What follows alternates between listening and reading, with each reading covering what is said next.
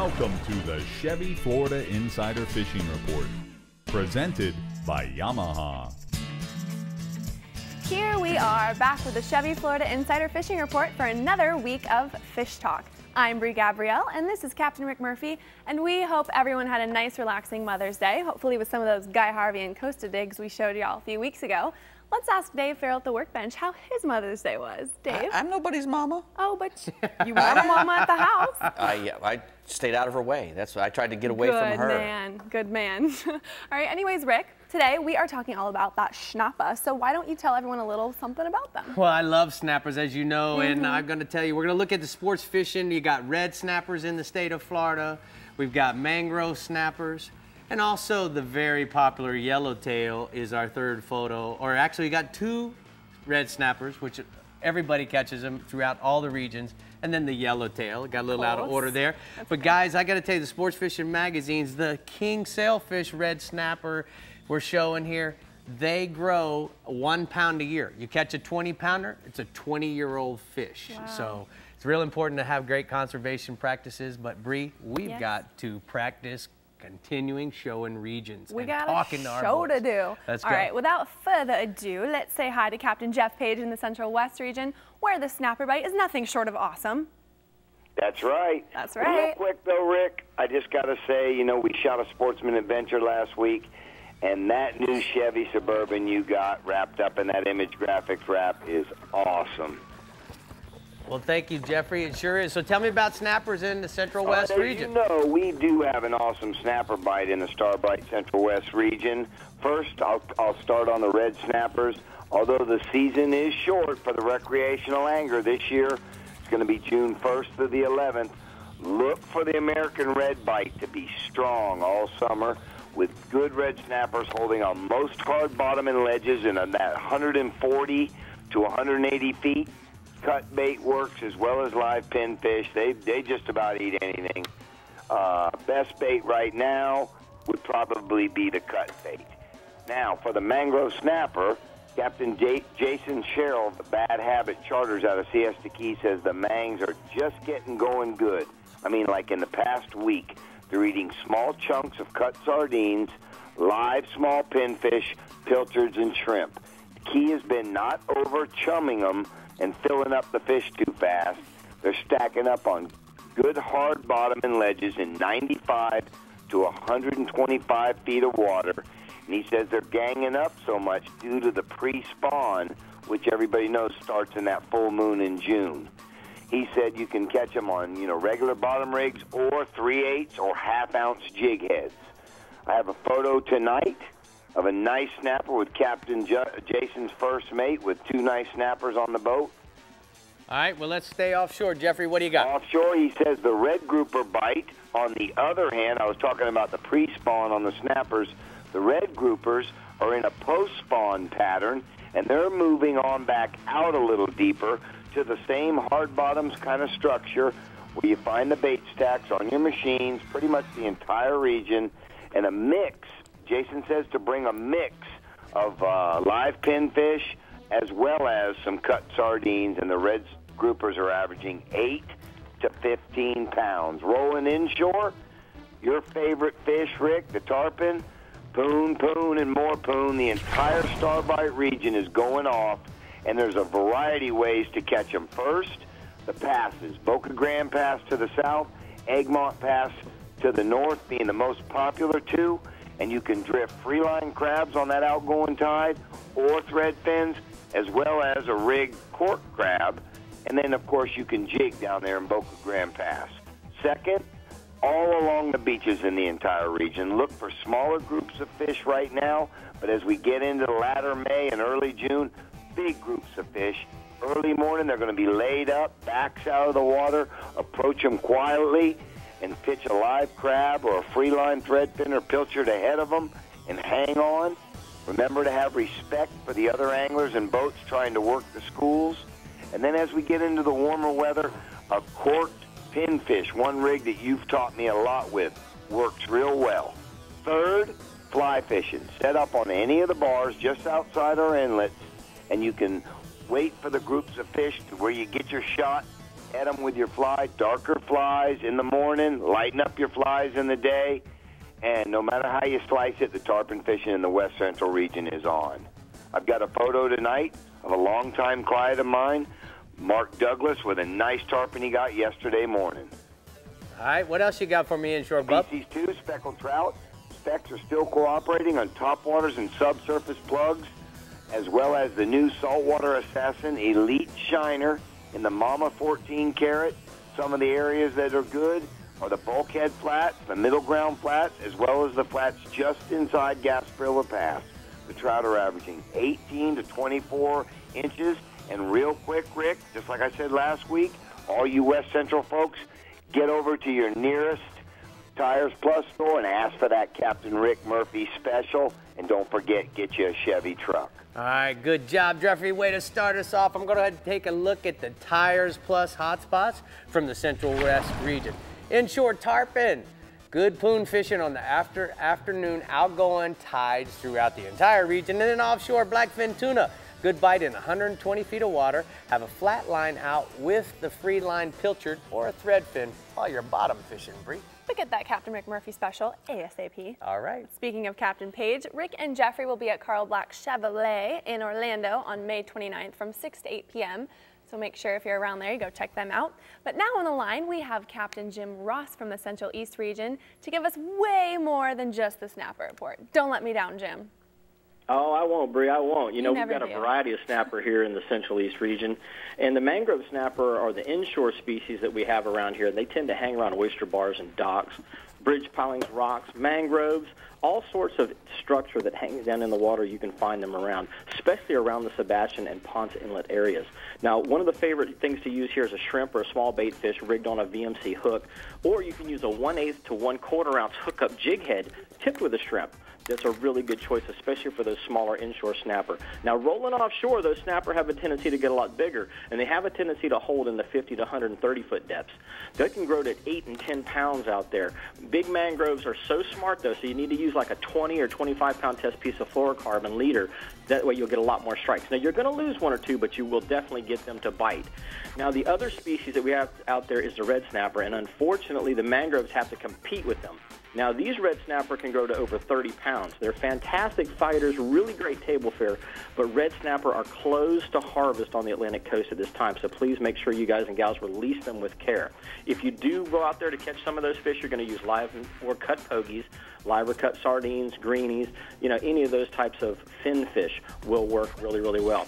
Now, the other species I've got is the amberjack, and amberjack fishing has been really good. And if you're looking to fight up, you know, get a fight with one of those reef donkeys, then you need to hit the reefs and wrecks on 160 to 250 feet of water. Live baits, deep jigs, and Williamson's vertical speed jigs all get the job done if you're looking for a whooping from one of these big bruisers. The main lines you want to use, 50 to 80 pound test, or an 80 to 100 pound leader, and that's what you're going to need to get those fish away from those reefs and wrecks. Our average size fish is 25 to 50 pounds right now. And I've got a picture here of an inshore donkey instead of a reef donkey that Captain Fred Roberts sent me of his angler Denise that they caught right outside Ponce Inlet the other day using some of those live pogies we were talking about. Man, now rolling inshore. Yeah, go ahead, sorry, Jim. Rick. Sorry, no, I was just going to comment. Monster Jack. Go ahead. Tell me what you got inshore. That's an aching arm right there is what that is.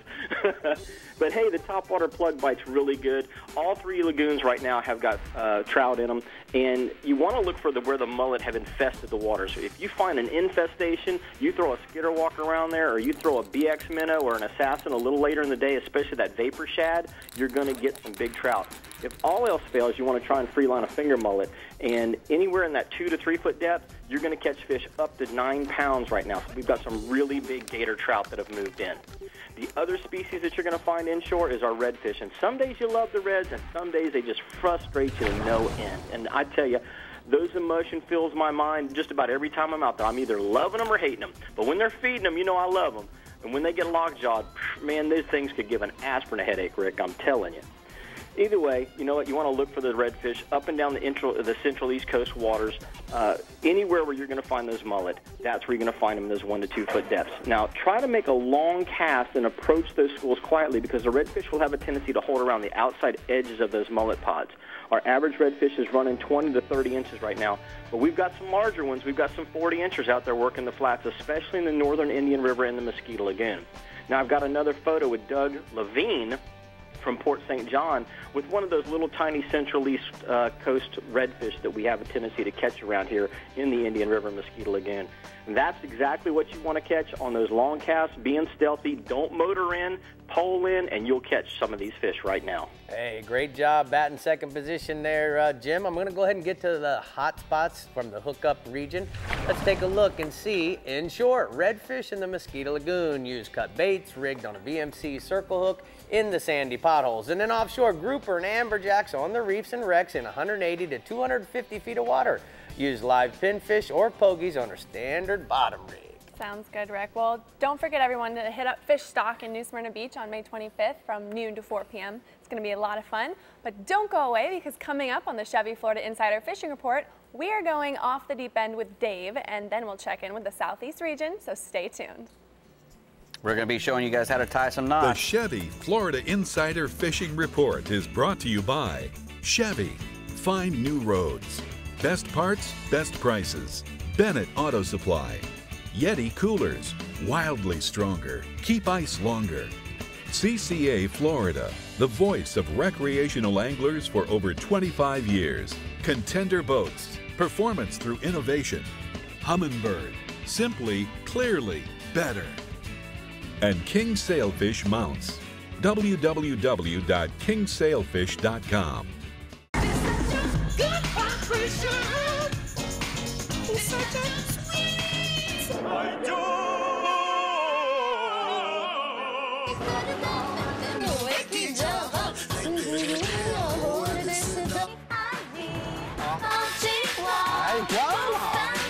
The Chevrolet Cruze, loved in 119 countries around the world. Proof we're not so different after all. It's the new world. Yamaha's next generation V6 4-strokes are changing the game. Mid-range power was awesome. Fuel, the burn, it's unbelievable. Couldn't believe the speed and the fuel economy is pretty impressive. I mean, I couldn't believe the power. It was like it was more like doing a quarter mile on a drag strip. And them things are like, it's a whole nother game. So I made the switch. Experience the difference for yourself during the Yamaha Discover V6 Offshore Demo Tour. See why we call it the Game Changer. It's been said that a bad day of fishing is better than a good day at the office. But down here in the Florida Keys, we have to disagree. Because with over 200 of the world's best charter boat captains and guides, there's no such thing as a bad day of fishing. The Florida Keys and Key West.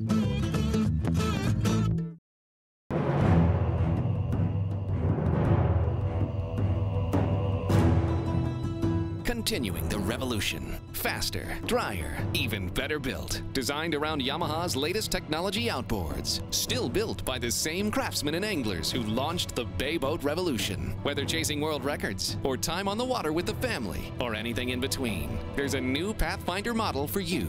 Pathfinder, #1 for a reason, still.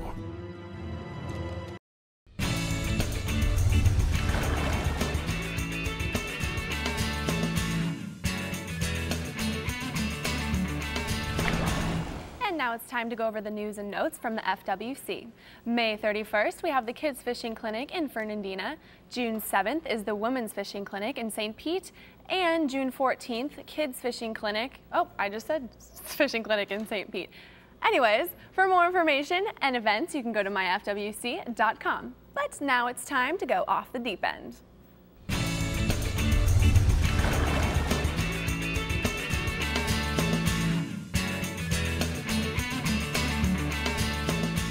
Well, Dave, the Jägermeister Workbench sponsored Humminbird telling us about Off the Deep End, and certainly, as we do every week, we got to talk about deep dropping, deep fishing Bottom fishing for snappers. Tell me. Well, first off, we're gonna, you know, there's 3 things that are important right off the bat. One was anytime you're bottom fishing, you have to be on the spot. Right. Make sure you got a good bottom machine, you know, Humminbird, good machine. Make sure you get on the spot. If you're not on the spot, if you're 100 yards off the spot, you might as well be a mile off the spot. If you're 20 feet off the spot, you might as well be a mile off the spot in some spots. Be on the spot. Use a circle hook. You know, especially when we're fishing for snapper, if we catch a little one, we want to let it go. You know, a circle hook has a less chance of finding a bad spot and hurting the fish real bad. If we use a circle hook, it'll usually catch him in the jaw. If we catch a small one, we can let him go without hurting him too bad. Not only that, circle hooks work really good when you're bottom fishing. I'd use them no matter what. And not only that, don't jerk on the rod when you're snapper fishing. Wind, wind, wind. If you're jerking, you know, all you're doing is nothing really, because if you're in any water over 90 feet, you're not even getting a stretch out, you know, before you start doing that. Now, you can jig for snappers. You know, we got a lot of jigs here, and a lot of guys are jigging for them now. Right. But generally, most people use a bait. And if you're using a bait, you're going to use 3 different rigs. And the first one here is called the chicken rig. And be careful, because a chicken rig, it just has a bunch of hooks. It's called a gang of hooks on it. And this is like 60-pound fluorocarbon leader. And if you notice, these hooks don't have to be that big. These are J hooks, but they're not that big. So you can catch a really large snapper with a decent size. These are probably a double strength short shank hook. And if you're, you know, meat fishing, that's a really good way to fish with this is called a chicken rig with 3 droppers on it. A commercial guy used the same rig, except he's got like 20 droppers on it. Right. And he can catch a lot more than we can. And also, the next one that you'll use, this was either for a live bait or a dead bait. It's called a knocker rig or a fish finder rig. And what it is you got a weight that slides right all the way down to the hook. And you can have a big live bait pinned on here, or even a big piece of dead bait. But once the fish picks it up, you let him run with it, and your line will slide right up. I mean, this weight will slide, and the fish can take off, and you can feel him take, and you let him run, let him run, let him run, let him run, and then just start winding. And the last rig? And this is a live bait rig. And what you'll have on a live bait is you'll have a swivel where your weight will come down and knock on the swivel, and then you'll have a nice big piece of leader with a circle hook on it that stretches out. And that way the weight doesn't bang up against the hook, and the fish see the weight laying there. Right, and your live bait will be a little bit away from the weight. Got it. Now, if you're going to be doing, there's 3 knots that you can tie to make all these rigs, and they're real simple knots. The first one is called the dropper loop. If you hold on to that end, what you do is to make those loops to hang the hooks on, you make a loop, and then you start making little wind overs. Right. Like that. We can do this big red line. You can see it a little better. Right. And then you pass this loop that you made through the middle. And if you do this right, which is hard to do on TV, it stretches all the way down. And then you can pass your hook eye through there and have it on a double, or you could just clip one of these and tie the hook on if you want a really long dropper loop. I got it. And that's a real. I like that. Yeah, you put 3 in a row, and those are your dropper loops. And also, I said 3 knots. We're probably not going to have time to do all 3. If you learn how to tie a loop in a knot, and this is just a regular overhand loop knot. Make a loop, put it through 3 times, and you can attach weights. You can attach this to your swivel as your leader connection. You don't have to use a crimp, but that's a 100% loop knot, and you can attach that thing. You know, you can attach your bank sinker to the bottom, or you could use that at the top of your rig to put a swivel on it. Got it. Good job, Dave. No worries, man. I've learned. I probably went too fast. No. But you know what? They can email you at Marlin Magazine. They can watch it over and over again in slow motion. Watch it on the repeats or YouTube or whatever. There you go. All right, speaking of a repeat, there's my girl over there. Repeat offender right over here. Okay, now coming to you from the southeast region, we have Captain Jimbo Thomas giving you the latest and greatest on the snapper bite. Go ahead, Jimbo. Yeah, this is the greatest, all right. Well, we've got all kinds of snapper here in the southeast region, from Vermilion to Cubera snappers, but the most common snapper species that we find are muttons, mangrove, and yellowtails. They can usually all be found in the same areas. The inshore and offshore reefs, wrecks, and ledges are all great places to start looking for snapper, and mangroves can be found inshore around just about any kind of structure. Around the full moons of May, June, and July is the prime time to target these snappers. Now, yellowtail and mangrove fishing is best done at night, and you want to get anchored up over some good bottom in 30 to 90 feet of water and get the chum going. You like to have some current, and that helps get your chum moving. Now, the yellowtails will usually come close to the surface, while the mangroves and the muttons will usually stay down a little deeper. You like to use cut squid, bonita, or ballyhoo. You drift them back in the chum slip on a 1/0 to 3/0 hook and a light leader. That'll get the yellowtails, and if the bait makes it through those yellowtails, there's a good chance of getting a mangrove or a mutton snapper. And you can also drift or anchor over reefer wreck structure in 100 to 250 feet of water. That's also a great way to target these muttons. We like to fish with a live pinfish or pilchards, use a long 40 to 50-pound monofilament or fluorocarbon leader, and a 5/0 to 7/0 circle hook, along with enough lead to keep your bait on the bottom. On the anchor, you want to lay your bait right on the bottom, and if you're drifting, hit the bottom, come up enough to clear whatever structure you're fishing over. And jigging with bucktails or butterfly jigs tipped with a ballyhoo over the same structure, that's also a great way to produce some muttons. If there's a lot of current, the fish, they will sometimes hold behind the structure, so don't be afraid to drift back behind that structure. Now, Captain Wayne Kahn, who runs the Reward Fishing Fleet out of Miami Beach Marina, he's been catching lots of just legal muttons in the daytime from the middle of South Beach, south of Key Biscayne. He's been drifting bonita strips in 80 to 120 feet of water. He's using a 10-foot piece of 30-pound monofilament leader and a 3/0 to 5/0 circle hook. And then on the night trips, he's been anchoring and chumming over good bottom in 50 to 100 feet of water. He's been finding bigger mutton snappers and yellowtails on live and cut bait. I got a picture here. The winner of this week's Thomas Flyer T-shirt is Scott Grove. This is his personal best 30-inch hog fish, not really a snapper, but we're going to count it. He shot this with a Hawaiian sling in the Bahamas. And to win your own Thomas Flyer T-shirt, post your tarpon pictures by next Monday on the Thomas Flyer Facebook page or Instagram. Tag Thomas Flyer Fishing Charters. The picture with the most likes will win. Now, staying offshore, kingfish bite has been spectacular this past week, and hopefully it will continue. Most of the fish have been in the 30-pound or over range, and the small ones have been 20 pounds. Everything is being caught on live bait. We've been fishing live herring, pilchards, and goggle eyes under the kite or on flat lines in 100 to 150 feet of water. And we've had a lot of king skyrocket on our kite baits, but they tend to miss that bait more often than not.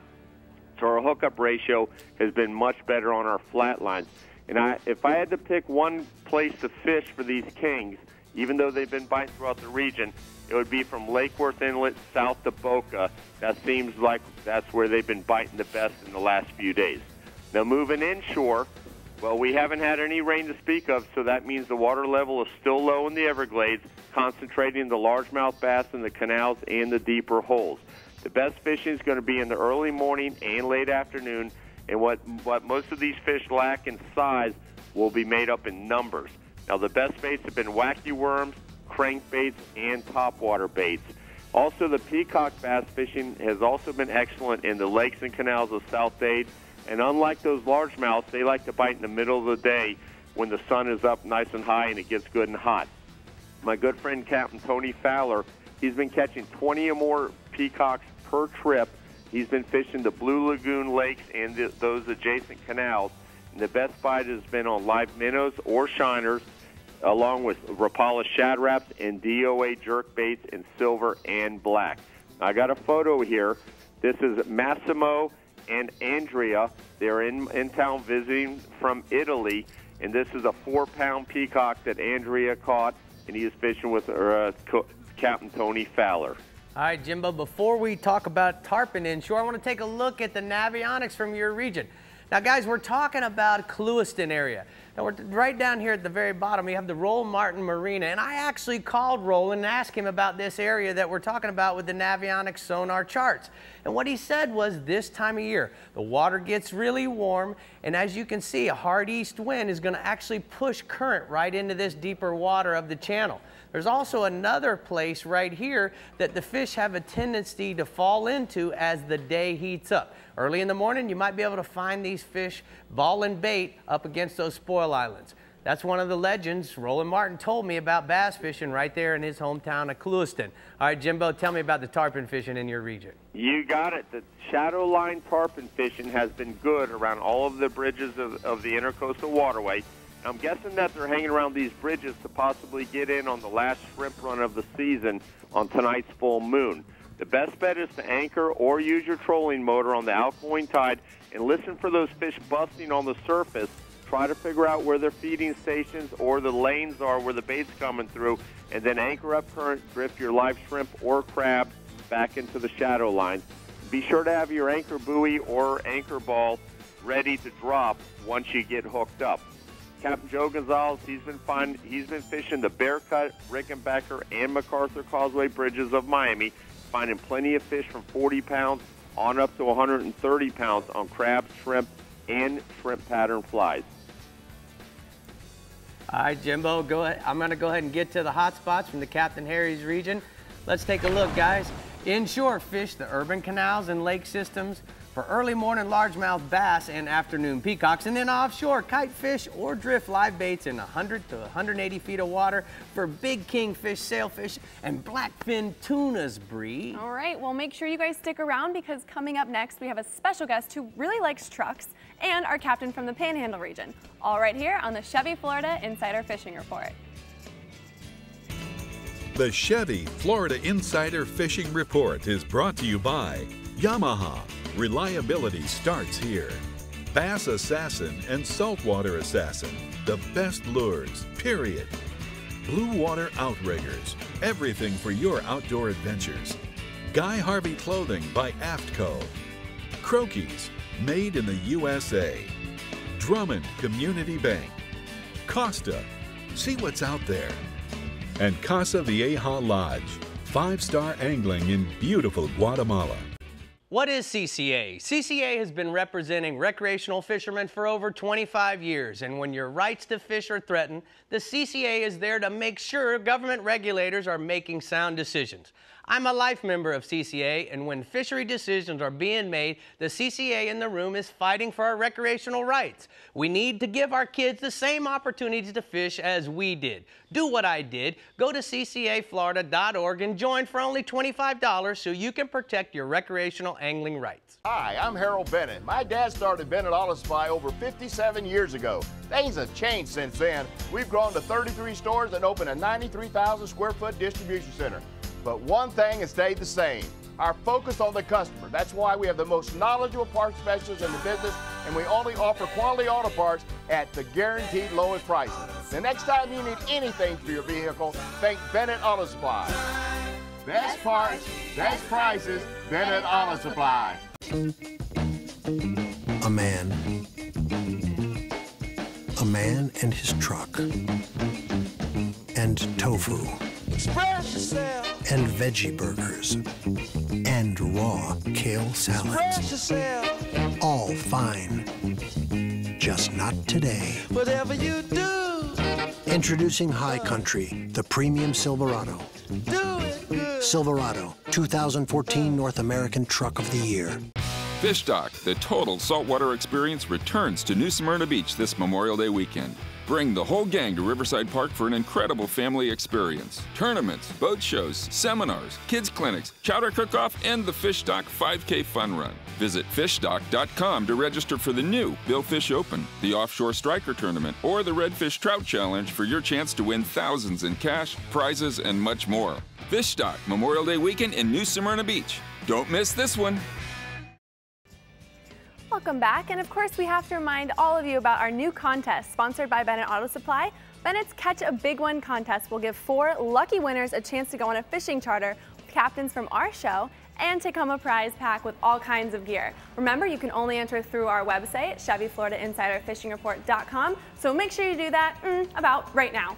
You're going to get lots of Guy Harvey gear that says Chevy Florida Insider Fishing Report, Turvise, I call them Turvise, they're Turvis, but Chevy Florida Insider Fishing Report hats and everything like that, so make sure you go and sign up right now. All right, you know what else you're going to have, Brie, is you're going to have Edward Bailey, and he's here from Chevrolet to talk to us about the new 215 Murph ride. Oh my God. Tell me about the Rick, new we are so Suburban. glad to put you in the brand new 2015 Suburban. So you should see him driving up and down the roads to tournaments and fishing. He's going to be featured in the 2015 Suburban that we just come out with to replace your old one. So hopefully you see him all over the state of Florida and all over the country as you fish the tournaments. But the new truck is absolutely awesome. I called you right after I got, and what did I say? He called me his friend for life because it rode so wonderfully. It was so quiet. He just couldn't believe how great it was, and I can believe it. We've driven them all over the country. It's a beautiful inside vehicle anywhere you drive it. It's just so quiet. We've talked about the new truck on the set in previous shows, but it's a very quiet cabin. It's like an office with all the connectivity, and as you spend as many hours as you do on the road, that's very, very important. You know, Ed, one of the things that really comes to mind of why I like this Suburban is certainly because I do a lot of fly fishing this time of year, and it's the only vehicle that you can take a one-piece, 9-foot-long rod and store in the rod rack like we have here in the Chevy Florida Insider Fishing Report Suburban. Yeah, it works great. And I didn't even mention the fold flat seats. It has the great engine that we featured in the Silverado, the 5.3 liter Vortex. So it really is just a machine on wheels. And it doesn't have to be for the fisherman. It can be for the soccer mom, the dad that's taking it, the dirt bikes, wherever you need to be. Everybody knows Suburban. Suburban's been a name around for years. It's just now it's the new Suburban that is absolutely awesome. Hope anybody can just go test drive it at your local dealer. Guys, don't go away. Ed's going to be back here in a few minutes talking about Finn's weekend. But Brie, where are we going to talk about now? Rick, you just have the hardest life, I swear. Yeah. Poor you. Poor you. Poor me. All right, well, it's great having you again on the show, Ed. Now we'll welcome Captain Pat Deneen from the Panhandle region, who has a few interesting ways he likes to get that snapper bite. Yeah, Brie, I mean, the Panhandle is definitely known for the red snappers, and that's because there's plenty of them up here. They're prolific on the natural hard bottom areas and wrecks in 70 to 250 feet of water. 10 years ago, a 12-pound red snapper was a nice one by any means. Now it's real common, and 18 to 20-pounders are considered a good fish, and there's even bigger ones than that being caught. The standard rig is to slip sinker fish them with a 6 to 10 feet of 50 to 60-pound leader, drop it to the bottom. You cranks up off the bottom and hook a live bait, either a cigar minnow or a herring, or even a shrimp on a 4/0 to 6/0 circle hook. I like to use my bay boat and the Minn Kota lock anchor function on my trolling motor. It holds me right up on top of those wrecks, and I can chum them to the surface with cut baits. And then you don't even need a sinker. You just free-line a cut bait back down to them on a light spinning rod, and we've caught them up to 20 pounds doing it that way. And there's a photo of Jeffrey Page. He was up last fall, and we went and got him as a nice red snapper, and there's evidence of how that technique works. A real pretty fish. All right, Pat, tell me what else is happening offshore. Rick, the mingo snapper bite has been very good right now. I mean, they're a less glamorous species than the red snappers, but there's plenty of them, and they make probably better table fare. Typically, we catch them this time of year on 180 to 220 foot of water. They're the big bull mingos with the large ones with the humps on their heads. We use a 2-hook chicken rig with 3/0 circle hooks, cut bait, and all those. That's the standard rig, but you do occasionally catch some of them on a slip sinker rig like we do with the red snappers. A 3-pound mingo is a pretty nice one, but occasionally we do get a few bigger ones than that. Moving inshore throughout the Panhandle, everybody's saying, hey, things are running a little bit late, behind schedule, and trout seem to be no exception. We've had a ton of fresh water, and the speckled trout are showing up in some unusual places. They're being caught on the beaches between St. Andrews Pass and all the way west to the county pier. Over in Pensacola, they're being caught out at the jetties at the pass. That's very unusual for the Panhandle. More typically right now, they'd be all over the flats. And Captain Brandon Wright in Destin, he's been catching some pretty good trout limits, fishing the grass, and also the docks in the western Chattahoochee Bay area. Captain Pat Schultz of Destin, he had a really nice trout catch also this morning. Use a live shrimp under a popping cork or a Bass Assassin soft plastic and a 1/4-ounce jig head, and target those grass beds near the bayou mouth. And then finally, I mentioned this rain event with all this fresh water. It's pushed a ton of fish towards the passes throughout the Panhandle, and the afternoon falling tides at Destin Pass. There's been a really good, consistent redfish and black drum bite with the overslot reds and black drums anywhere from, I'd say, 6 to 10 pounds. Use a slip sinker rig with a dead shrimp on the bottom. Don't waste your time. I mean, you can go get some live shrimp, but dead shrimps are working just fine. So go to Sexton's or another seafood market. Pick up a couple pounds of smalls to mediums. fish them right on the bottom, and I say the redfish are running 30-plus inches. The drums are 6 to 10 pounds. And there's another photo with Captain Troy Forbes. We fished Tuesday of this week, and we were just working the docks with soft plastics, and that's a real pretty little redfish. Nice upper slot. All right, thanks so much, Pat. We're going to go ahead and take a look at the blue water outrigger hotspots from the Panhandle region. Captain Pat says, inshore, the Destin Bridge on the outgoing tide using dead shrimp for black drum and redfish is probably a good bet if you're inshore fishing. And then offshore, big vermilion snapper on natural bottom in 180 to 220 feet of water using cut bait. That's way down there. Way down there. I'm going to start calling it the Panhandle region. The Panhandle region. Okay, now let's go. I You like like it. that, Dave? Now let's go way down to the beautiful Keys region where Captain Mark Johnson is filling in for Randy Tao. What's going on down there, Mark? Hey, hello everybody. It's Captain Mark Johnson filling in for Randy Tao. Had a little bicep surgery today. You know what? We're getting things done down here. The wind has not let up on us at all, but that's one of the beautiful things about the Florida Keys. You can always get some inshore fishing in, and if you're brave enough, you can always make it to the reef. All right, well, tell me about what's happening snapper-wise, Mark. You know, the snapper fishing here is there's a lot of snapper we have in the Keys region, from the offshore to the backcountry, and even out in the Gulf. The different species we have that most people concentrate on are the yellowtail snapper, the mangrove snapper, and the mutton snapper. And all of the snappers you're going to fish for, each one of them a little bit different. So if you're on the reef and you want to try to catch a yellowtail, it's going to require that you anchor the boat, make sure you have really good current, you want to start chumming, and you have to be patient. You have to wait for that fish to come up into your chum slick near the surface and then start fishing for them with a light spinning rod with no more than that 10 to 12 pound test.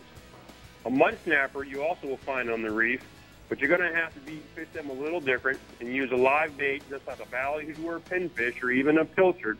You're going to drop that down to the bottom and just wait for that fish to find it. You know, a mud snapper can be very, very smart. Some parts of the Alameda area you can also drift on some of the deeper wrecks, and in that scenario you want to fish that long leader with a live bait with just enough lead to get it to the bottom and drifted near the wreck. Our mangrove snappers are very popular fish that we catch in the backcountry, which actually I've been doing a lot this week myself. You can find them just around any of the mangrove islands and some of the deeper channels that we have in the backcountry that also hold the ledges with some of that deep seagrass. And we like to fish with them in the backcountry using a live shrimp on a 1/4-ounce hookup is a great combination, as well as sometimes a fresh chunk bait can help you catch a bigger mangrove snapper. I believe you should see a really nice photo of an extra large mutton snapper that Randy and his guys caught on a deep wreck in about 250 feet of water. All right, speaking of 250 feet of water, tell me about the dolphin fishing, Mark. You know, the dolphin fishing this week has been a little tough due to the extra high winds and the big seas, but it is that time of year, and a lot of folks are chomping at the bit to get offshore and catch some dolphins for dinner. A lot of fish are in that 400 to 600 feet of water range, and you want to get out there and find your weed line, find your weed passes, look for debris, and start trolling to the south. You control plain ballyhoo, you control rig ballyhoo, you control them with or without skirts, and you ought to always be watching for your birds. Your birds are your money play out there. Every time you're offshore, you always are looking for the birds. And when you find those birds, you want to get up current of them, and you're moving their way, and you want to have your spinning rods ready and your cut bait, or if you're lucky to have some live bait ready to pitch around the birds, because that's where you're liable to find your big bulls and the cows. All right, let's go inshore, bud. You know, inshore, we're talking about a little bit about the bone fishing. The bone fishing in the Keys has become very difficult these days for the average guy to find one of these slimy fish, one of Randy's favorites. But they used to be one of the most plentiful fish we had here in the Keys. But now only a few guys continue to fish and hunt for them, and they're having decent luck finding them. They don't give up too many secrets, but they are catching a few. And it seems to be the younger generation guys that are putting the time in to find them, like Captain Jared Raskov, Captain Richard Black, Captain Bo Basu. Rick, your captain license and my captain license is older than all three of those guys put together. Some of these guys are premier bonefish guides in the Alameda area these days, and these guys seem to be finding that bonefish almost every time they go looking for them around town. They're not getting the big fish by history standards, but you know, a 6 to 8 pound bonefish these days is a great fish. And I think they got a picture there of young Richard Black. I'm not even sure he had a driver's license yet in that picture. With a nice bonefish he caught on the fly rod. All right, tell me about the tarpon fishing, Mark. I love it. Shooting on the young guns. Oh, don't be hating. My man, I seen it the other day. I'm not going to tell where, but we were down that way trying to catch one on the crab. And, you know, tarpon fishing this week has been pretty decent despite the muddy water and the heavy winds. There have been quite a few fish in town throughout the entire Keys. The bait fishing guys, we're using a lot of live bait like mullet or crabs, and we're doing well around a lot of the local bridges on both the tides, the incoming or the fall, and it doesn't seem to matter, but it seems that the bite has been the best in the late afternoon into the early evening, as that tarpon is a nocturnal feeder by design. The fly fishing guys, you know what, they've been suffering for the art and that 25 knots of wind out of that southeast. But if you're out there to do it, it's tough. But if you can get it done, if you can find that fish moving down the ocean side and some of that dirtier water that's coming out of flushing down the bridges on the falling tide, and if you can get the fly in front of them, that's a great opportunity to get a bite. And I think there's a big fish there with a picture of with Juan Pablo from Argentina with that tarpon he caught with Randy a couple days ago. All right, great job. Thanks for filling in, Mark. We're going to go ahead and get to the La Jolla hotspots from the Florida Keys. Captain Randy says tarpon fish the bridges with live crabs or mullet on the windy conditions, and fly fishing, you look for the tarpon swimming south on the outgoing tide, and then offshore yellowtail. Anchor in 50 to 70 feet of water where you have good current running behind the boat. Chum heavy and be patient, Brie. We caught lots of those yellowtail when I went with Randy. It was fun. You always do. We always do. All right, now it's time to tell you about some tournaments in the Florida Keys. This weekend's Florida Keys Dolphin Championship is a Keys-wide tournament with 5 different weigh-in stations from Key Largo to Key West with more than $100,000 in cash and prizes. Special flies, accurate casts, and, of course, luck are the recipe for winning the Golden Fly Invitational Tarpon Tournament May 18th to the 21st in Isla Mirada, where anglers must use tournament-furnished tippets not greater than 16-pound test. The 3rd annual Ladies Dolphin Tournament, scheduled for May 31st in Key West, features more than $10,000 in cash and prizes.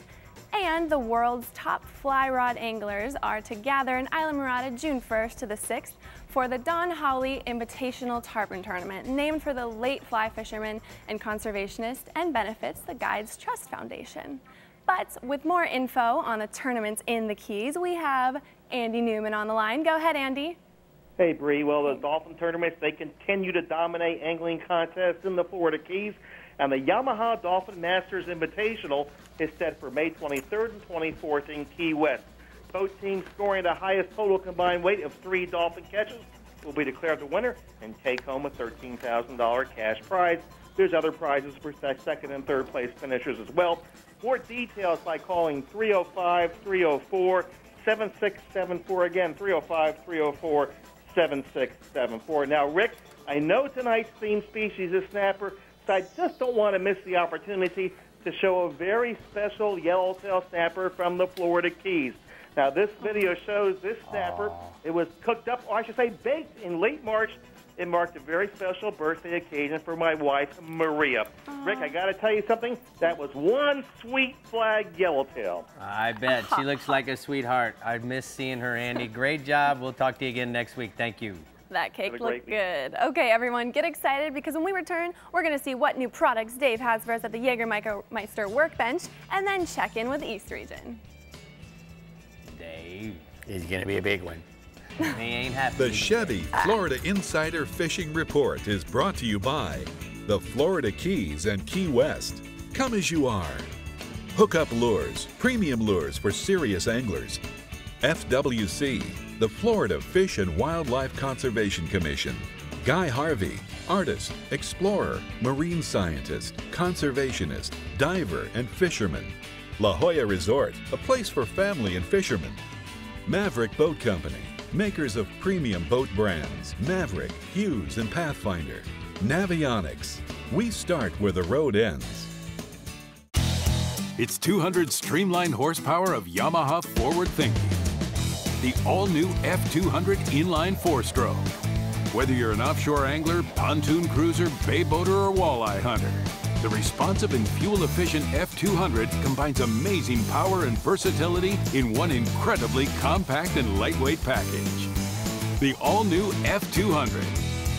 Legendary Yamaha reliability and the freedom of forward thinking.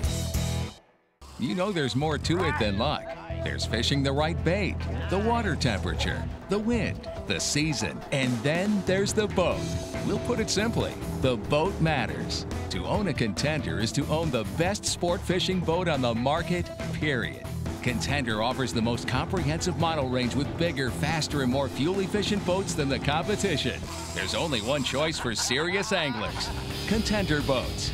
Performance through innovation. Suffix 832 is constructed with 7 strands of Dyneema and a single strand of Gore Performance fiber. It's the roundest, longest casting line in the world. It offers superior abrasion resistance so you can fish it anywhere. It's the strongest, most sensitive, and durable small diameter braid ever to hit the water. Nice fish, Brett. Thanks. Suffix 832. Always use the best line.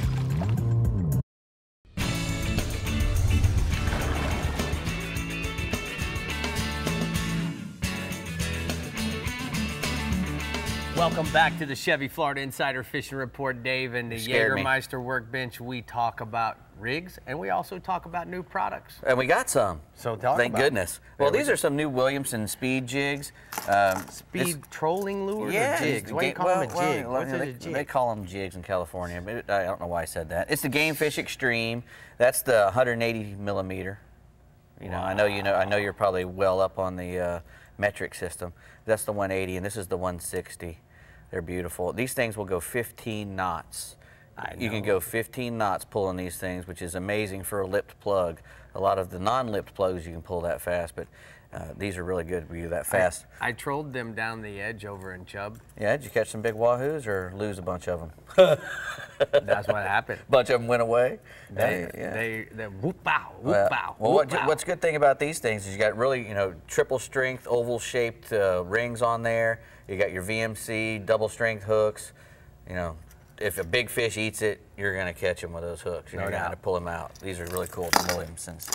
Here we got some pelagic. These are some battle gloves. These are for fellows who are angling. And you can tell, because they got a lot of padding in the palm, and they also have a lot of rubber grip in the crotch there of your thumb and forefinger, so you can grab the reel with it. And these are mainly made for the angler to keep his fingers from blistering when he's fishing heavy tackle. They're also good enough, in my opinion, to do a lot of light wiring work.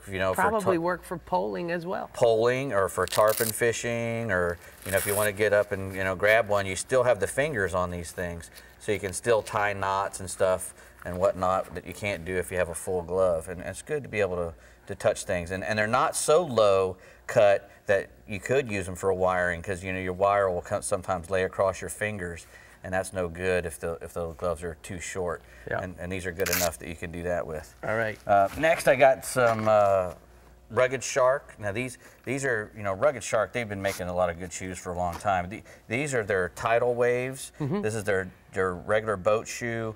Leather uppers, really good drainage system in these. They got holes all in the bottom, so you don't want to walk in a puddle with them because it will go up into your sock. But if you're out on the boat with them like they're made for, water goes in, it comes out these holes on the bottom. They dry really fast. They have a removable insole that you can take out and wash, to keep your shoes from stinking so bad.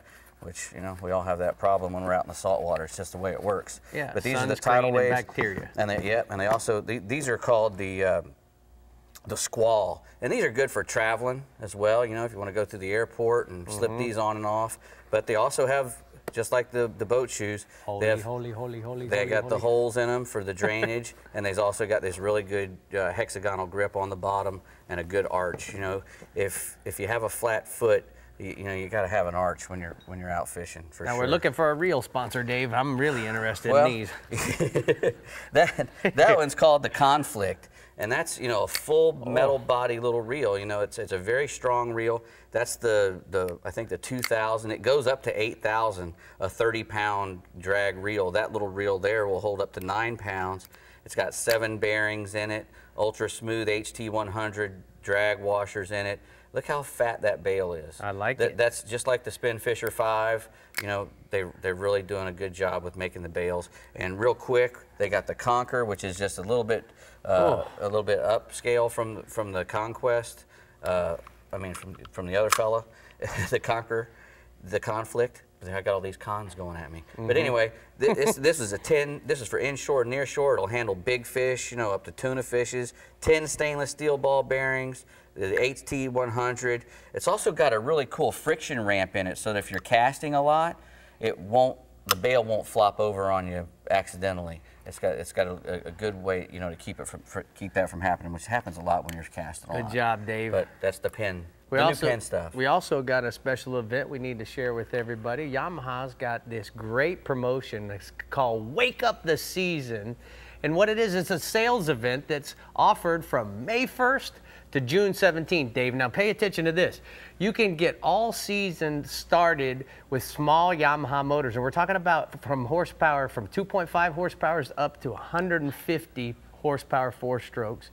So there's cash incentive there through dealers, and you got to check it out. So you can go to Yamaha.com and check it out. Perfect for my little boat. Right? Very informative, Rick. Okay, now we have Captain Mike Holliday waiting on the line from the East region, where the full moon will bring the snapper soon. Don't keep us spawning, Mike. I mean yawning. That's funny, Brie. Thanks. Actually, the full moon in May is probably the best snapper bite of the year in my region. Those fish are spawning in 60 to 120 feet of water. They're also holding below the kingfish schools off southern Palm Beach County, and at the same time, we have good numbers of mangrove snapper on the north end of my region, yellowtail snapper in Palm Beach County, and all that's out in the same 60 to 120 foot depth. When you're targeting snapper, look for structure, particularly the natural reefs. You can anchor up, or you can drift using live or dead sardines, cigar minnows, or pilchards for bait. Some of the best snapper fishing is going to take place at night when it's a lot less crowded, in places like the Sand Pile, the Loran Tower Ledge, and the 60-foot reefs off St. Lucie County are going to be all your hot spots. In most cases, you can fish 20 to 30-pound tackle, 40-pound fluorocarbon leader, and a 3.0 to 6.0 VMC circle hook. Average snapper is going to be anywhere from 1 to 8 pounds, depending on the species. And at the same time, it's still got that cold water off Jupiter, and that's really got the king mackerel bite, kind of messed up in that area. It's been good for the anglers in Palm Beach County, basically from Palm Beach Inlet south to Boynton Inlet. That's where all those kings moved. They've been schooled up in that area in 120 to 180 feet of water, and they've also moved to the north. They're in the 6 Mile Reef off Stewart and on the offshore bar up of Fort Pierce. And most of the kings are in that 15 to 20-pound range, but fish over to 40 pounds were caught this week. And it seems like a lot of the larger fish are coming south down out of Boynton. For bait, a live goggle eye, a blue runner, a Spanish sardines, those are going to be your favorite baits. A mullet, a threadfin, a pilchard will also work, as will a rigged ribbon fish. Say that 7 times. You can slow troll the baits, put them out on a kite with a number 4, wire stinger rig. 20-pound tackle would be just fine. The king bites a tail off your bait and misses a hook. Just drop that bait back because it'll swing back around to grab the back half of the bait and you'll get that fish. So king bites going on in Palm Beach County. Let's go inshore, Mike. Well, it's been kind of odd year for sea trout. We're not seeing the numbers of the 2 to 4 pound fish like we have in the past, but we are seeing some pretty big fish, particularly off Fort Pierce and Vero Beach. That's where the flats are the healthiest right now, and that's also where there's been a big push of bait into the Indian River. On the south end of Fort Pierce, J.C. Park and the library areas are holding fish around the mullet schools. To the north end of Fort Pierce and up towards Vero, Queens Cove, St. Lucie Village, and the flats northwest of Harbor Branch are all producing single and double-digit weighted trout. Start your day throwing topwater plugs or a Bass Assassin dye dapper in that black and silver or the Houdini colors, then switch over to a pinfish or a sand perch under a popping cork or a free line live mullet on a 4.0 VMC circle hook and 30-pound fluorocarbon leader. Average sea trout's going to be 3 to 6 pounds and a lot of 8 to 10-pound fish right now. Well, speaking of which, I got a photo. That's Captain Ken Hudson of Wellington with one of those big sea trout. They caught that on a Yozuri sashimi pencil top water lure, just fishing the flats. And at the same time, the snook bite remains inconsistent with a lot of small fish in the mix, although Taylor Creek in Fort Pierce and the Jensen Causeway in Jensen Beach are seeing some really big fish on live mullet or live menhaden. As we come into this full moon, the fish should make more of a concerted push towards the inlets. So places like the Lake Worth and the Blue Heron Bridges and the A1A Bridge, all in Palm Beach County, we'll see a lot of slot and over the slot fish. In Martin County, it'll be the Manatee Pocket and the 10-cent Bridge. In St. Lucie County, it'll be north and south bridges that have the fish. The snook are really focused on bait fish, not shrimp. So mullet, pilchards, threadfins, and pinfish will be the top baits, as well as swimming plugs, and on the windy nights, big flare hawk jigs.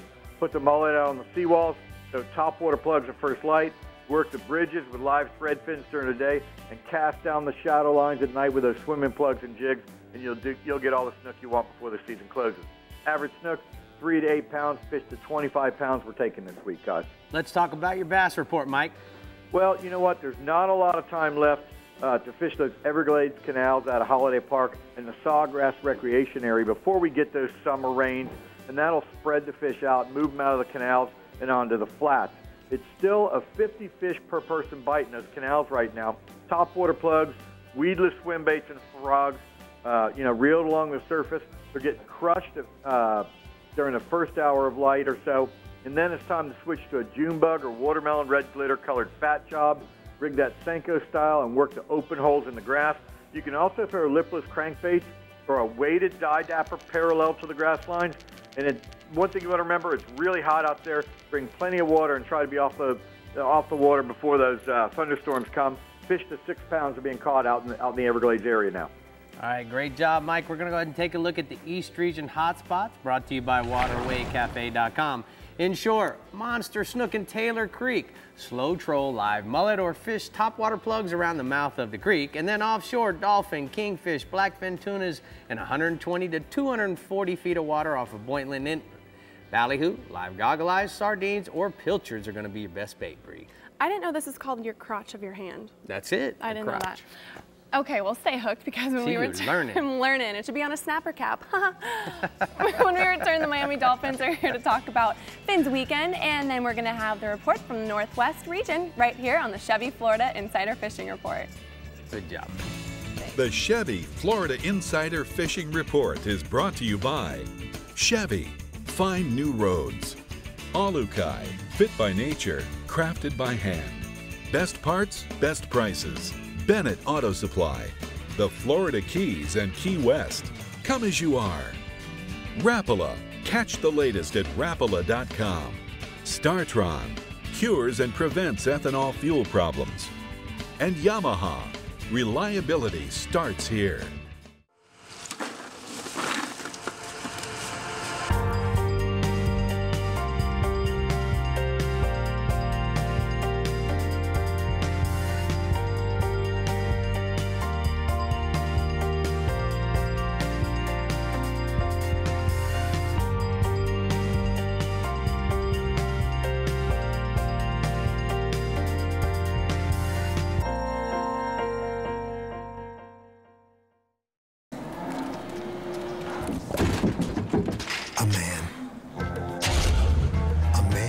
His truck, and a very eligible bachelor. And lonely hearts. And romance in the air.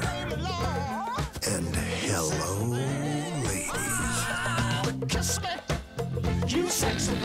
The new Chevy Silverado Heavy Duty, strong for all the roads ahead.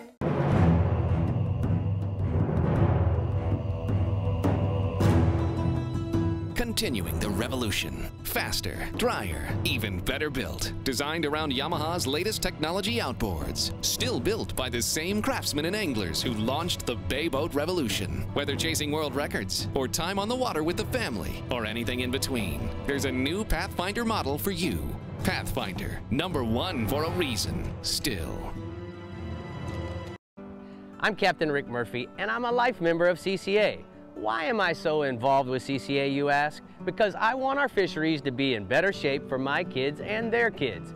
CCA is working to ensure the future of recreational fisheries and the rights of recreational anglers. The future of fishing starts today with you. How do you want to leave things with your kids? If you're like me, you'll want to make the right choice and go to joinccaflorida.com right now. Welcome back to the Chevy Florida Insider Fishing Report. My good buddy Jeff Peck from the Dolphins Fins Weekend, the chairperson. Tell us, it's that time of year, Jeff. Well, June 6th and 7th is right around the corner, and we have the Miami Dolphins Fishing Tournament. We start off Friday with our captain's party and some really great parties, and Fishing Saturday. We're thrilled to have the Chevy dealers back as our presenting sponsor again. Glad to be there. It's a great time and a lot of great parties and some great fishing. All right, so tell us a little bit what the species, what are they? Well, we have dolphin, kingfish, wahoo tuna, and you head out for the day, take one of the Dolphins players with you, and the winning boat will get a chance. Well, they'll actually go with the team to an away game, fly with the team, ride the team buses, be on the field. An amazing once-in-a-lifetime opportunity. Now, Jeff, not everybody that is a dolphin enthusiast is a fisherman. What about if you want to do something else? What else do you have for us? Well, we've got golf on Friday morning, so you'll start off with golfing Friday morning, and then from Friday morning, all of the golfers and the fishing participants will head out to Miami Beach Marina for the kickoff and the captain's party. But let's tell them about the fun part, because I've been to this event. It's a great event, and Chevy dealers are proud to be there. But the parties and the events at the dockside, tell us about that, Jeff. Well, anyone can come out on Saturday for the weigh-in at 4 o'clock. You can come out, you'll see the Dolphins players and coaches, cheerleaders. We have the weigh-in presented by Hooters. It's a great time out at the dock. Everybody's welcome. Or you could just come out and buy tickets to come to the party Friday or Saturday night. And also Friday afternoon, you could go golf. One last question. I certainly will be there. Bree's going to be there. We're all going to be there. But one last question. If you want to know more about the tournament, be involved, social tickets, whatever, how do they do it? You can go to finsweekend.com, or you can call the Miami Dolphins at 305-943-7200. All right, don't go anywhere. But Bree, you got to take us to another region. Thank you so much, Jeff. Looking forward to the Fins weekend with you, Ed. It's going to be a big time. It's going to be a Fin weekend. Thanks for coming on the show, Jeff. Just got the best humor. Now we have another Jeff on the line, Captain Hagstern in the Northwest region. Go ahead, Jeff. We've got snapper throughout our region, reds, yellowtail, mangoes, but our mangroves are probably our most popular, sought after, and caught. Most of the time in the summer months is when you're going to find that big concentration. Usually about midsummer is when they start concentrating the spawn. And all the mangrove snapper will get together. You can catch these fish inshore around docks, seawalls, bridges, or offshore around any kind of structure that's out there. The more relief is going to have more fish on it. So if you find something with real high relief on it, you'll find a lot more snapper on it. They do have good eyesight, so fluorocarbon leader is a must. And you want to use the smallest lead or hook you can get away with because they got that great eyesight. You want to use it. Small sardines and shrimp cut bait works really well. And one of my favorites is a hookup jig with a tail hook shrimp. That's one of my favorites to put down there. Also, offshore, our grouper bites, gags seem to be anywhere in any kind of structure from 55 to 110 feet of water throughout the lower half of my region right now. Thin fish and grass grunts have been the bait of choice. And you want to use a 6/0 to 8/0 DMC circuit hook with 80 to 100 Suffolk fluorocarbon leader and a 6 or 8 ounce lead, depending on the current you've got out there on a standard bottom rig. Right now, our fish are averaging all the way up to about 6 pounds, and fish up 15 to 20 have been being caught pretty regular. Go ahead, Hag. Sorry. It's all good. Moving into our Captain Jordan Todd of Saltwater Specialty Charters out of St. Joe Bay reports the redfish bite. They've started showing up great numbers right now around South Black's Island in the shallow grass flats, anywhere from 1 to 3 feet of water over the thicker turtle grass. Using topwater plugs like the chartreuse skitterwalk or a 1/4 ounce Johnson Gold Spoon has been very successful. You're typically going to go out there and be blind casting, and as soon as you hook one, make sure you fan cast and cover the area really well because there will be other fish around. And I've got a photo of Stephanie with Jordan and caught this nice 30-inch redfish. All right, nice fish, Jeff. Nice, pretty girl, too. Hey, what else you got for me inshore? I got Black Drum. Captain Mario Costello of Tall Tail Charters out of Homosassa reports the drum have been really consistent right now around the oyster bars in Yankeetown. He's seeing them tailing on the bars on the higher parts of the tide. He's also seeing them cruising the deeper sides of the bars on the lower parts of the tide. So you can fish them on both tides. Some of these fish are running up to 50-pound range, and on 10-pound tackle, that's a hell of a nice fight. Using half of a blue crab has been the bait of choice, but they're also eating soft plastic scented with ProCure or any kind of fly right now that imitates a shrimp or a crab pattern. And I got a photo here of a nice fish caught with Mario in his last couple of days. And that's a great one, isn't it? That is a monster black drum. Quickly, tell me about your tarpon fishing in Boca Grande. How's it doing? It's good. The wind's kind of killing us right now. We've had a lot of wind, and it's really pushing the fish to the bottom. First thing in the morning, the beach bite's been really great. Past bite's been really good, too. A lot of good schools on the beach, mostly eating crabs. And as soon as that wind kicks up, it's kind of pushing them to the bottom. They're not liking that on their back, so you're going to have to sit there and wait for them to pop up. They're popping up about every 10, 15 minutes. All right, great report from the Yeti Northwest region. I'm going to go ahead and take a look at the Drummond Community Bank hotspots from the Northwest region. Snook around the bridges, docks, and the outside bars and passes. Use free-line sardines and pinfish as bait, and then offshore grouper. The bite is in 55 to 110 feet of water over the rock piles and ledges. Use pinfish on a standard bottom rig. Definitely no standard bottom rig here. Oh, you're so sweet. What a compliment. Well, how about it? Okay, well, let's mosey on over to the Northeast region where Russell Theron, I know, is just so excited to give us his snapper report. Aren't you, Russ? Hey, Brie, I sure am. The three most popular snapper that we have in our region are the genuine red snapper, the mangrove snapper, and, of course, the vermilion snapper, also known as the beeliner. The best red snapper fishing is going to be in the spring and the fall, as long as the water temperature is above 65 degrees. Now, the best location to catch the genuine red snapper are on the Brunswick bottom and on the Elkton bottom, east of Fernandina. RL is a great spot east of Jacksonville Beach. 9 Mile and the Pop Warner bottoms are east of St. Augustine are also great spots to target those great genuine snappers. Some of the best months to catch the mangrove snapper are going to be in June and July during their spawn. Some of the best locations for those mangrove snapper that we catch here is anywhere in 80 to 120 foot of water, of course, on the artificial reefs and wrecks. Now, just to note, the clear water offshore, the mangrove snappers are very, very leader shy. Now, the beeliners are abundant here, and they're also caught in the same locations that the other snappers are caught. I've got a photo here of Ron Gibson caught this giant genuine red snapper with a live bait while he was grouper fishing on the Brunswick bottom. Man, what a beautiful day he had to go snapper fishing. All right, what else you got for me offshore, Russell? Rick, the cobia are out of control. The cobia are getting caught on the rays, the tide lines, the bait pods, the sea buoys, and even behind the shrimp boats. Now, the best time to sight fish the cobia are on the clear and calm days. The best live baits for the cobia are going to be mullet, pogies, live crabs, or an eel if you can find one. The cobia are running anywhere from 20 to 40 pounds. I've also got a photo from Captain Tommy Derringer, also known as the Inshore Adventures Fishing Charters, out of St. Augustine, sent in a great shot of a cobia that his friend Mike Gibby caught on a fly rod last week. All right, let's talk inshore, bud. Inshore, we want to target the redfish this weekend on the early morning low tides by sight fishing. Look for the reds in the shallow water creeks and on the mud flats along the Intracoastal Waterway. Now, what you want to look for are the V-wakes created by the pushes of water from the redfish or maybe even a school of redfish. Cast well in front of the V-wakes made by the redfish and use a slow-hopping retrieve. Now, you want to make a long cast, and what you want to use is a 1/4 ounce hookup jig tipped with a 5-inch gold brim Bass Assassin jerkbait. Rick, these reds are running anywhere from 3 to 7 pounds. Now, also, too, talking about sea trout, it's not too late this season to catch a big gator trout as the inshore waters warm and the bait fish return. Some of the best trout catches are going to come from topwater plugs.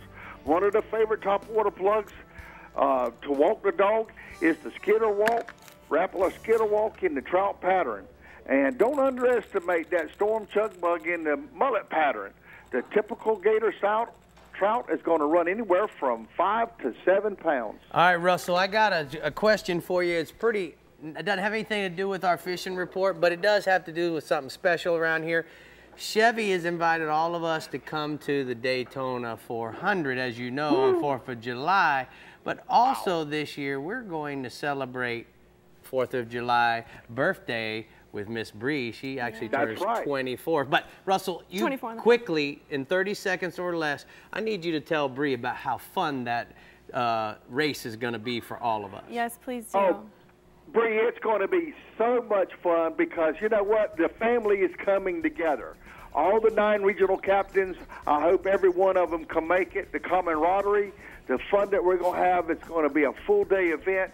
I tell you what, I wouldn't miss it for anything in the world. Hey, Russell, is there something special we should do for Brie for her birthday? What do you think? Maybe fireworks or something? I think we ought to have a you kissing guys shouldn't line. do fireworks. That's What too you much. gonna bring? I'll bring some. A kissing line. All right, I tell you what we're gonna do. I tell you what we're gonna do. We're gonna actually. I know the president of track operations on at the Chris Baines. Yeah. And Chris Baines, I'm asking you right now. Can we all go fishing in the lake during maybe Friday afternoon for Brie's birthday? Please. Send me an email. Let me know, Please. Chris. Please. I know he's watching. All right, now that we've done this, let me tell you about the hot spots from the Northeast region. Captain Russell says this weekend, inshore target redfish on the early morning low tide this weekend using 1/4 ounce hookup jig, tipped with a Bass Assassin jerkbait, and then offshore, catch a cobia on the ray, tide lines, bait pods, sea buoys. Best bet's gonna be a live mullet or a live pogie, or even a live blue crab. Seeing as like anything alive, they're gonna eat it. Exactly. Thanks for Okay. telling everyone my birthday, by the way. You're welcome. Sweet of you. I know. Okay, well, when we come back, you'll hear our Conservation Presents Minute coming. tip.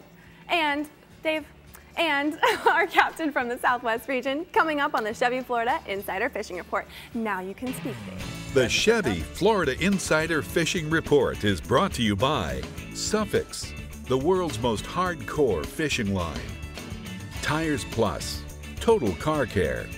The IGFA, Conservation Through Education. Get your hands wet. Florida Outdoor Experience. Lumber Rock. Captain Harry's Fishing Supply Company. Introducing Helmmaster, Yamaha's first fully integrated digital boat control system. With Helmmaster, you can start your outboards with a swipe of a paw and control them with a single lever. Outboard trim and steering friction adjust automatically as you accelerate and decelerate. Adjust engine speed with the touch of a button. The Helmmaster joystick provides the means to navigate and dock precisely with confidence and ease. Take control of your next vessel with Helmmaster at your command. Fish Dock, the total saltwater experience, returns to New Smyrna Beach this Memorial Day weekend. Bring the whole gang to Riverside Park for an incredible family experience. Tournaments, boat shows, seminars, kids clinics, chowder cook-off, and the Fish Dock 5K Fun Run. Visit fishdock.com to register for the new Billfish Open, the Offshore Striker Tournament, or the Redfish Trout Challenge for your chance to win thousands in cash, prizes, and much more. Fish Dock, Memorial Day weekend in New Smyrna Beach. Don't miss this one.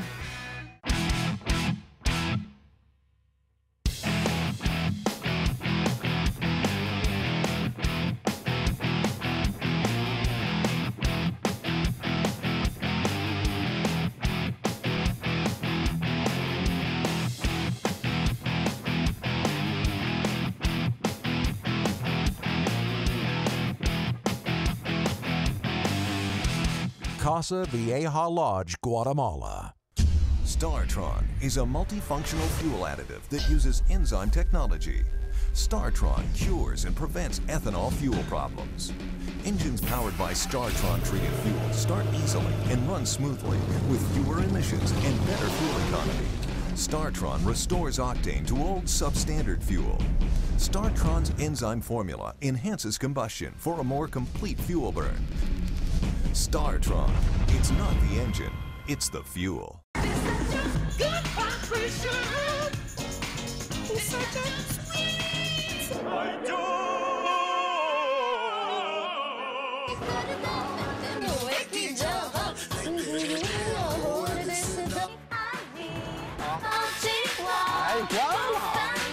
The Chevrolet Cruze, loved in 119 countries around the world.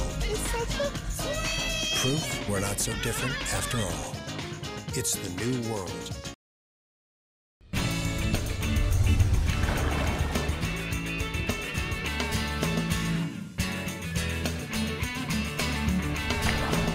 Chances are you spent a lot of time in the outdoors when you were growing up. Hours spent fishing, hunting, camping, hiking, or simply playing in the outdoors helped you get connected with nature. Sadly, today's children are disconnected from nature. They spend nearly 8 hours a day on their computers or watching TV, while the number of kids hunting and fishing continues to decline. And that's why the Florida Fish and Wildlife Conservation Commission, together with the Wildlife Foundation of Florida, created the FYCCN, the Florida Youth Conservation Center Network, to encourage kids to participate in the outdoors. A statewide network of conservation centers, the FYCCN features wild outdoor centers offering deep woods experience that connects to near outdoor sites in the communities where kids live. You can help kids learn to love the outdoors and become stewards of our precious outdoor heritage. You can help us create the next generation that cares. Go to fyccn.org to learn more. You know, Brie, when I was a little guy, we didn't have computers a long time ago. We didn't have computers. We didn't have all those games. My mom used to say, go outside and play. And you know, when it got dark, we had to come in. When you were a little girl, what did your mom tell you? It was the same. I mean, I lived in Aspen, Colorado, so I was outside all the time, whether it was me fishing, skiing, playing soccer, playing on the playground. We were outside a lot. My sister's generation, however, she's all into the phones and the Facebook and all that stuff. And you know, I've seen such a difference in her since she was a little girl and she went out and played outside to now when she's like a teenager, and she's just very involved with all the social media, and it's just, it's not good. Get your kids outside and play, whether it's fishing or, I don't know, playing basketball or something outside, you know? So That's important. pretty good advice coming from a young lady. Oh, well, thank you very much. I'm impressed. Okay, well, now on the line we have Captain Ron Houston with the snappiest report from the Southwest region. Go ahead, Ronnie. Well, you know, when it comes to snapper fishing in my region, we do have a variety. You know, the mangrove snappers can be caught inshore, offshore, and in the backcountry throughout the whole region. And most of the time on the inshore side, you can find them around mangroves, docks, and around gnarly structure. That's what you really want to target. Offshore, look for the mangroves and yellowtails, and also the American red snappers. Now, the mangroves and yellowtails generally are around wrecks and ledges and should be caught chumming. Once you locate these fish, once you locate them chumming, cut baits to include shrimp, pilchards, squid, and herring. But, you know, a lot of guys think the cleaner water is better. Sometimes the cloudier water can be better, as it does fool the fish. They might not see the hook, they might not see the leader, and generally you can catch a lot more fish in the cloudier water. But the red snappers, if you want to catch them in my region, generally you want to start at about 100 foot and beyond, and there's nothing like a large pinfish or a grunt to make it happen. And a prime example of some red snapper fishing on the southwest coast of Florida, plenty of red snappers caught with Mike Avanon on the Vindictive. Now on the offshore side still, we want to concentrate on the cobias. Concentrate on fishing most wrecks 8 to 20 miles out throughout the region. Now, there's no big hurry once you get on these wrecks. It's not like a run-and-gun thing. We still haven't had any big schools right now, so look to chum these fish, to draw them to the top, or if the chumming doesn't work, you got to have some patience. Drop some large live baits like pinfish, grunts, herring, also artificial eels, or large chugging lures. You know, right now, patience is the key.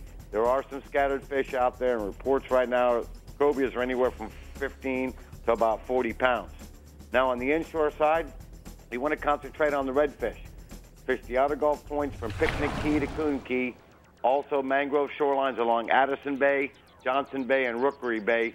You want to concentrate on the early morning outgoing and the late afternoon outgoing. Now, if the water's dirty, you want to concentrate on using live pilchards or cut mullet and ladyfish. But on the cleaner water, try the Bass Assassin 4-inch sea shad on a quarter-ounce jig head, specifically hammer time and color. You know, and believe it or not, with the clean water, over the last several weeks, reports have been good for the redfish on quarter-ounce silver and gold spoons, also chartreuse walk-the-dog lures. Now, a little further to the north, focus on the trout. From New Pass to Starvation Key on the last of the outgoing and the first of the incoming. Also from Chino Key to Demir Key, exactly on the same tide. You can concentrate on drifting using live shrimp and pilchards under popping corks, or 4-inch root beer, or space gubby paddle tails on 1/8-ounce jig heads, and black and silver, red and white, or chrome walk-the-dog lures. And Brie, speaking of basketball, let's go Heat. Let's go, Pete. Hey, Ronnie, before we read your hot spots, I want to actually ask you a couple questions. The first question is, I know you really love casting plugs for big snooks. Now, how do you decide, first thing in the morning, what color topwater, walk the dog style of plug that you want to start with? What color do you typically pick first off? Well, generally it depends on water clarity, clean water or dirty water. But believe it or not, over the years of experience, I go away with that. You know, I go away with the clean water. Most guys want to determine a certain lure and certain water. Over in the 10,000 islands and all through the region, you know, over the years, your bright oranges, your chartreuse, your bright pinks. I like the bright colors, whether it's clean or dirty water. Generally, I catch plenty of fish. But you know what? When the fish are biting, it really doesn't make a difference whether you're using a Rapala skitter walk, a Yazuri pencil, a Zara spook. It's all the same kind of pattern. Whatever walk the dog lure you prefer to throw, start off with a bright color. All right, one last question, Ronnie. Hey, how do you know when it's time to change from topwater plug to maybe a soft plastic or a spoon? Well, generally it's real simple. Like I say, I'll start off with a few lures. If I'm fishing with somebody else on a charter, I'll have a guy throwing a top water, I'll have a guy throwing a spoon, and I'll have a guy throwing a subsurface. Wherever the action starts going at, I'll switch everybody over. We might all go to a gold spoon. But generally, when I get out there, everybody with a different lure, whatever one's hot, that's what we all go to. Hey, great report from the CCA Southwest region. I'm going to go ahead and take a look at the Florida Outdoor Experience hotspots from the Southwest region. Inshore, Tarpon, Plover Key to Pavilion Key. Last half of the outgoing to the first half of the incoming along the outer Gulf edges in the depths of 4 to 10 feet of water. And then offshore, Triple Tail, Stump Pass to Sanibel, fishing crab pots, swim buoys, nearshore wrecks using live shrimp, pilchards, and bucktails tipped with shrimp. High five. Scuba. Oh, how did I know to get you scuba diving? Darn you. Okay, I don't know about you, she but taught me too good. I know Rick and I are so sad this week's show is almost over, but when we return, we reveal what next week's exciting species is. You don't want to miss it on the Chevy Florida Insider Fishing Report. A man and his truck, and tofu, and veggie burgers, and raw kale salads. All fine, just not today. Whatever you do. Introducing High Country, the premium Silverado. Do it good. Silverado, 2014 North American Truck of the Year. It's 200 streamlined horsepower of Yamaha forward thinking. The all-new F200 inline 4-stroke. Whether you're an offshore angler, pontoon cruiser, bay boater, or walleye hunter, the responsive and fuel-efficient F200 combines amazing power and versatility in one incredibly compact and lightweight package. The all-new F200. Legendary Yamaha reliability and the freedom of forward thinking. It's been said that a bad day of fishing is better than a good day at the office. But down here in the Florida Keys, we have to disagree. Because with over 200 of the world's best charter boat captains and guides, there's no such thing as a bad day of fishing. The Florida Keys and Key West.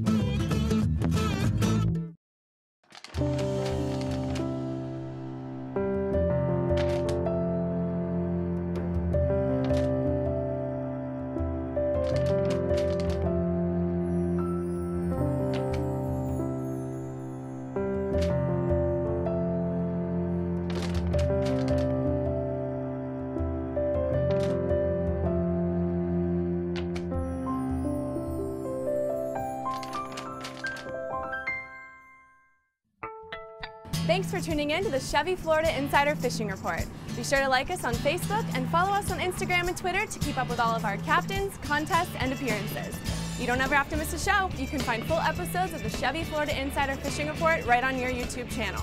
And don't forget to check out our website for fishing reports in your region. Visit www.ChevyFloridaInsiderFishingReport.com where you'll find everything you need to know to stay connected. Next week on the Chevy Florida Insider Fishing Report, we are talking carping. So make sure to You sure can see them. Shut up. Tune in to SunSports every Thursday. Plus, you can catch repeats of the Chevy Florida Insider Fishing Report on Fridays and Saturdays. Check your local listings for times. So, Dave, you're not going to be here next week? No, I'm going to be in the Dominican Republic. Oh, you moved away. Well, I'm let's fishing do with this. Wild Bill. How about you and I do the rigs and techniques for the poon fishing? I know something I know a little bit about. I won't be here, so you can do You whatever know what you else want. I know a little bit about? What? The Bennett Auto Supply Oh, contest. hey, we have to talk about that. The Bennett Auto Supply contest is Bennett's Catch a Big One contest. We'll give 4 lucky winners a chance to go on a fishing charter with captains from our show and take home a prize pack with all kinds of our gear. And remember, you can only enter through our website at ChevyFloridaInsiderFishingReport.com, so do that now. The Right, guy who gets skunked, I'll take fishing. Yeah. Once you guys skunk all of them, I'll What's take so them. cool about that, Dave, is that there's 4 winners. I Meaning know, Mike that's Holliday, awesome. you can go fishing with him. Ron Houston, you go fishing with him.